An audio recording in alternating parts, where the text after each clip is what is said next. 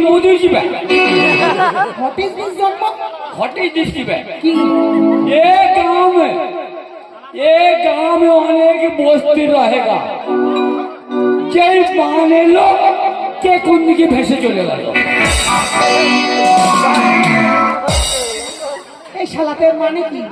आधा बांग्ला आधा हिंदी हाँ এর মানে কি खेत पीने की बे वो जो बोल रहा हूँ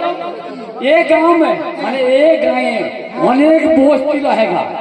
जय पाने लोग हरण करे के कुंड की भैंसे चले गए এ শালা একে নিয়ে পারবো না এ বুদ্ধু আছে এই শোন আমি মেনে এই শহরে কলকাতা শহরে আমি ছেলে দেখতে এসেছি